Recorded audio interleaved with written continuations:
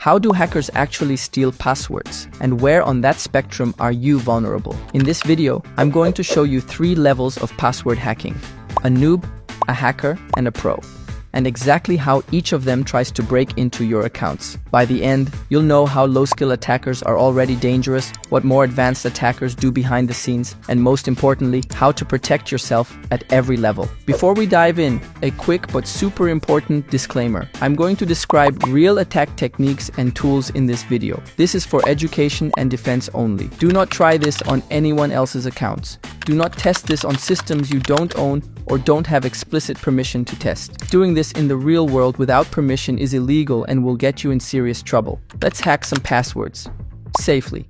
Imagine a modern co-working space. Big windows, lots of plants, people on laptops everywhere. In here we've got a freelancer on shared Wi-Fi, a startup founder logging into their company dashboard, and someone casually checking their personal email and social media. Our 3 hackers, the noob, the hacker, and the pro, are going to target one thing: passwords. Their goal is to steal them, guess them, or crack them after a data breach.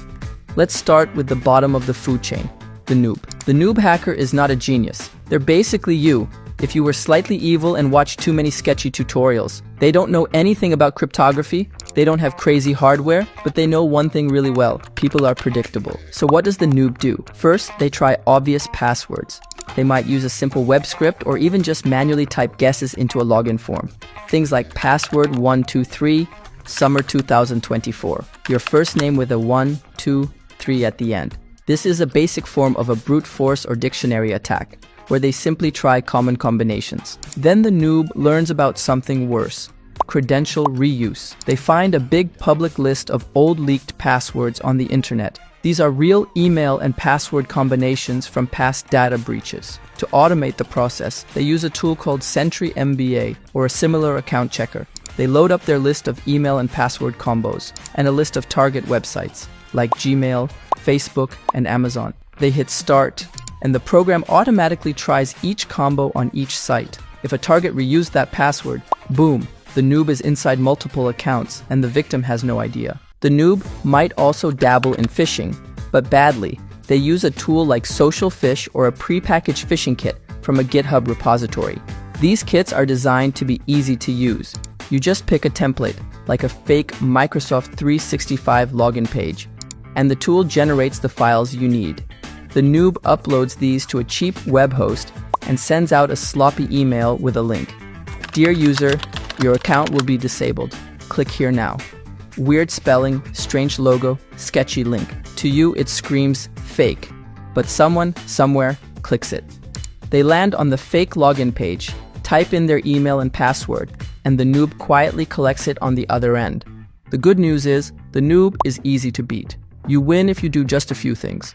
First, use unique passwords for every account. Not kind of different, not I add a number for each site. Actually unique. The easiest way to do that is to use a password manager and let it generate long, random passwords for you. If one site is breached, the damage doesn't automatically spread everywhere else. Second, follow some strong password basics. Aim for 14 characters or more. Don't base your password on your name, your birthday, your pet, your partner, your favorite band, or anything that appears on your social profiles. Third, turn on multi-factor authentication, MFA, wherever you can. That's where you log in with your password and then confirm with a code, an app, or a hardware key. Even if a noob gets your password, they hit a wall at that second step. If you do those 3 things, you've already defeated a huge percentage of real-world attacks. But we're not done. Let's level up. Now we meet the hacker. This hacker is not content with password 123. The hacker uses OSINT, open source intelligence, which is just a fancy way of saying, I'm going to stalk your online life using public information. Instead of blindly guessing, the hacker studies you. They use tools like the Harvester or Maltego to pull in every piece of public data associated with your name or email, social media profiles, blog posts, forum signatures. They build a little profile. They learn your dog's name is Luna. Your favorite band is The Weeknd. Your birthday is May 17th. You live in Austin.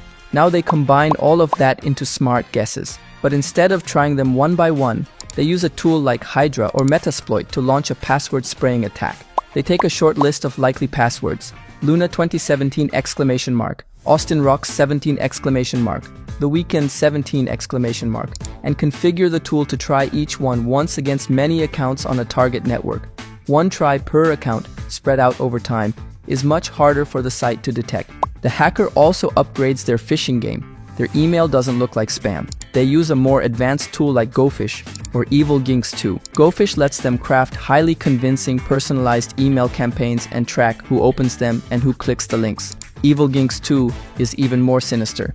It's a man-in-the-middle framework that can create a proxy of the real login page and also bypass MFA. When you click the link and log in, it captures your credentials and your session cookie, and then forwards you to the real site, so you see a normal dashboard and don't suspect anything. If you really want to learn how password hacking works, you need structured learning with quality content that shows you how these attacks work from the inside out. That's why I want to share an awesome website with you called Zero to Mastery. If you're interested in cyber but not sure which path to take, their career path quiz will give you a personalized roadmap that tells you exactly what to learn to hit your goals, whether that's ethical hacking, cybersecurity, or something else entirely. Their courses teach you step by step how to become a security expert. You won't just learn about password cracking. You'll learn how to use some of the tools I have mentioned yourself, build your own scripts, and understand the networking fundamentals behind attacks.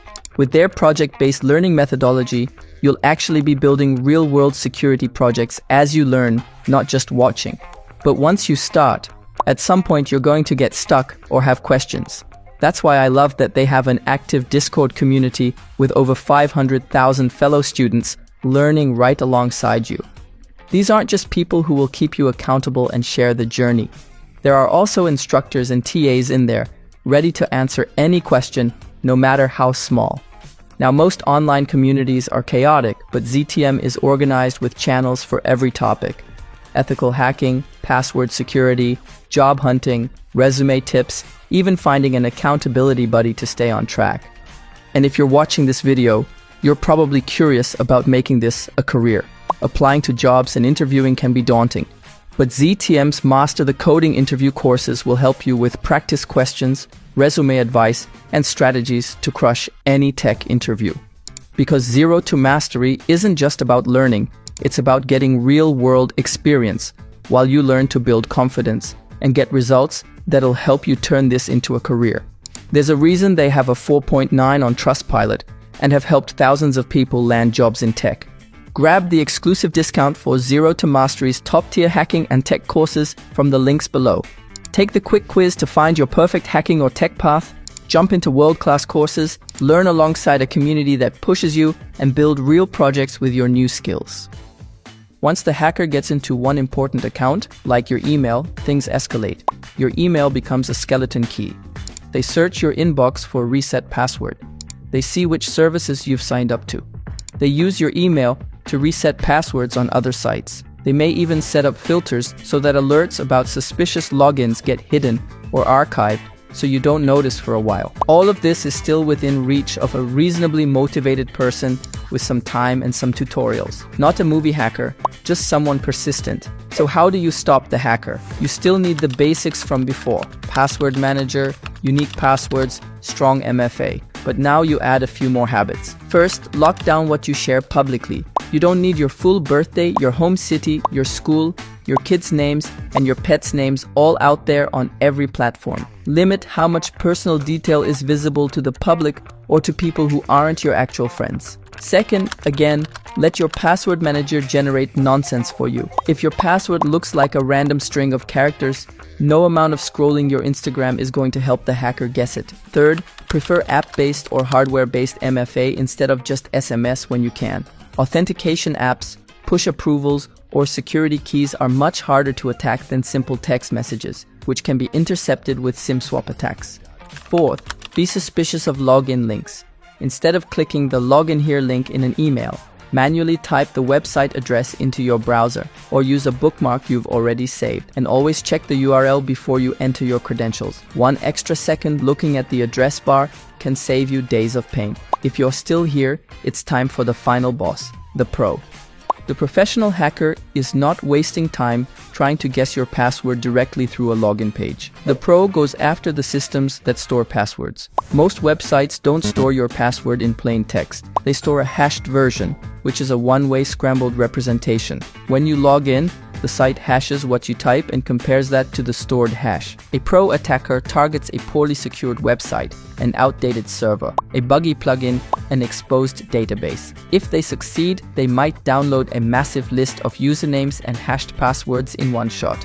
This is an offline attack, which is more prevalent because it allows the hacker to work at their own convenience without alerting the target. They still don't know the real passwords yet. All they see are hashes. But here's the trick. They can now guess offline at full speed using their own hardware. They use specialized tools and powerful hardware, sometimes even rented cloud GPUs, to run through enormous lists of candidate passwords. The king of this world is Hashcat. They'll use Hashcat with massive word lists like RockU or SecLists. But they're smarter than that. They use a tool like CEWL to crawl the target company's website and generate a custom word list of relevant terms. They might use a tool called Prince or Hashcat's own rules to combine those words in complex ways, adding years, symbols, and capitalization patterns.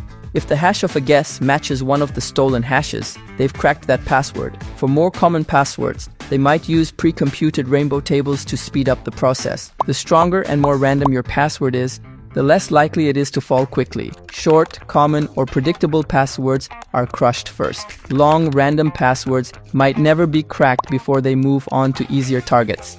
When they crack one password for a given email address, they don't just log in. They automate trying that same email and password pair across many popular services. If you reuse that password anywhere, the pro attacker might gain access to multiple accounts in a very short time. A truly advanced attacker might go beyond passwords entirely. They might use malware to steal session cookies from your browser, which sometimes lets them hijack a logged-in session without knowing the password at all. They might create highly targeted phishing pages that not only capture your password, but also ask for your one-time MFA code, and then replay both of those in real time to break into your account. They might drop keyloggers on compromised machines that record every keystroke, including your master password for your password manager if your device is infected. This is the level where they're combining breaches, malware, phishing, social engineering, and automation into one playbook. You can't control whether some random site on the internet gets breached,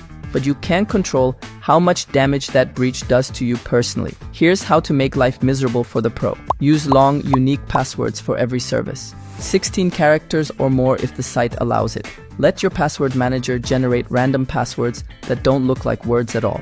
If your passwords are long and random and different for each site, hash cracking becomes much harder and password reuse attacks basically stop working. And keep your devices clean and up to date.